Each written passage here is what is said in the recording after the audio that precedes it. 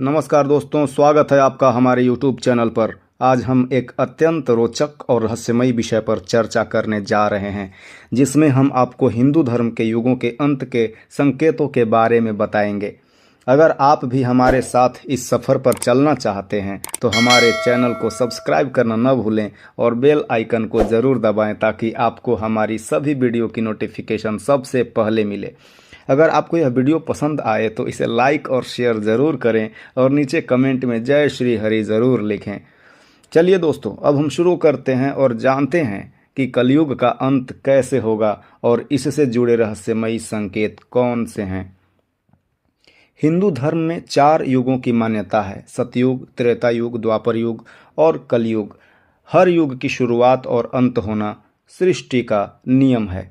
हमारे धर्म ग्रंथों में यह विस्तार से बताया गया है कि कैसे सतयुग, त्रेता युग और द्वापर युग का अंत हुआ। इस समय हम कलयुग में हैं और इसके अंत के संकेत भी हमारे धार्मिक ग्रंथों में दिए गए हैं। जैसे जैसे युग बीतते गए उनमें पाप की वृद्धि होती गई और हर युग में भगवान ने अवतार लेकर पाप का नाश किया। भगवान विष्णु ने हर युग में अवतार लिया। जैसे कि नरसिंह अवतार में उन्होंने भक्त प्रहलाद की रक्षा की, जबकि दुराचारी हिरण्यकश्यप का वध किया। उन्होंने राम के रूप में रावण का संहार किया और कृष्ण के रूप में कंस जैसे अत्याचारी का अंत किया। विज्ञान कहता है कि धरती पर जीवन की उत्पत्ति करीब 60 करोड़ वर्ष पहले हुई थी और मानव जाति लगभग 2 लाख वर्ष पूर्व अस्तित्व में आई। महाभारत का युद्ध आर्यभट्ट के अनुसार 3036 ईस्वी पूर्व हुआ था। 35 साल बाद भगवान श्री कृष्ण ने इस धरती से देह त्याग किया था। तभी से कलयुग की शुरुआत हुई। भगवत पुराण में बताया गया है कि भगवान श्री कृष्ण के देह त्यागने के 3102 वर्ष ईस्वी पूर्व के बाद कलयुग का आरंभ हुआ।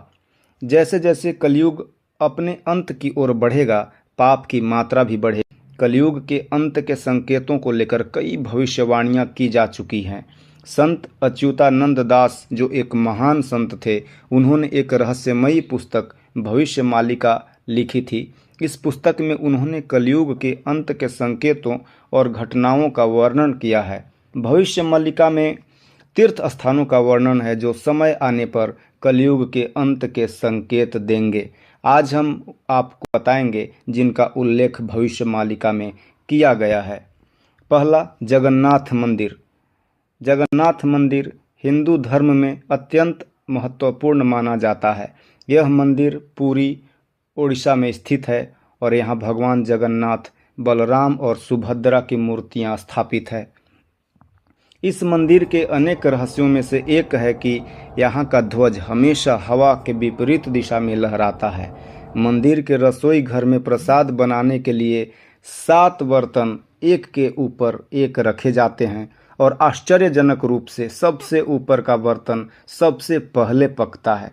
इसके अलावा समुद्र के किनारे स्थित होने के बावजूद मंदिर के भीतर कोई शोर सुनाई नहीं देता। यह मंदिर पापों के विनाश और धर्म की स्थापना के संकेत देता है। दूसरा, बद्रीनाथ धाम। बद्रीनाथ धाम को 4 धामों में से एक माना जाता है और इसके साथ कई रहस्यमयी मान्यताएं जुड़ी हुई हैं। यहाँ माना जाता है कि नरसिंह भगवान की मूर्ति, जो जोशी मठ में स्थित है, हर साल पतली होती जा रही है।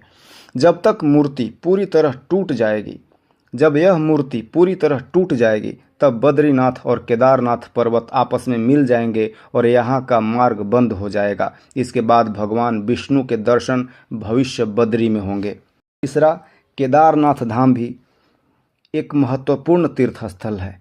कहा जाता है कि महाप्रलय के समय यह धाम भी लुप्त हो जाएगा। 2013 में आई भयानक आपदा के समय एक भीमशिला ने केदारनाथ मंदिर की रक्षा की थी।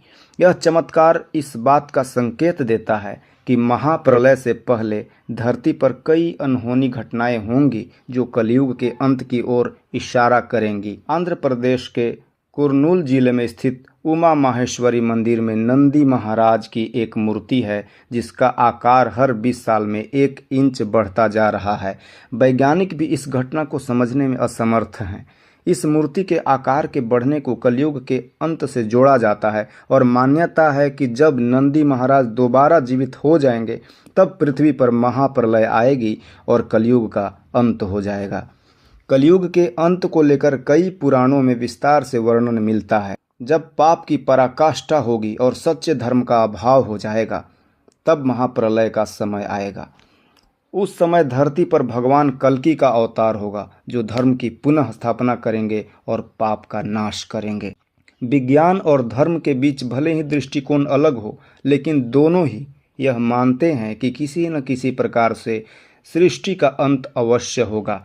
विज्ञान इसे प्राकृतिक आपदाओं के रूप में देखता है, जबकि धर्म इसे महाप्रलय के रूप में। मानव जाति के विकास के साथ साथ पाप भी बढ़ता गया है और यही पाप अंततः कलयुग के अंत का कारण बनेगा। जब प्राकृतिक संसाधनों का अति उपयोग होगा तब धरती पर जीवन कठिन हो जाएगा और यह महाप्रलय की दिशा में एक महत्वपूर्ण संकेत होगा। दोस्तों, हिंदू धर्म में 4 युगों का क्रमिक रूप से अंत और पुनः शुरुआत सृष्टि का नियम है। जैसे जैसे हम कलयुग के अंत की ओर बढ़ रहे हैं वैसे वैसे पाप और अराजकता का विस्तार हो रहा है। महाप्रलय के संकेत हमारे आसपास की घटनाओं से मिलने लगे हैं। यदि आपको यह जानकारी रोचक लगी हो तो हमारे चैनल को सब्सक्राइब करना न भूलें। इस वीडियो को लाइक करें और शेयर ज़रूर करें। अपने विचार हमें कमेंट्स में भी बताएं। धन्यवाद।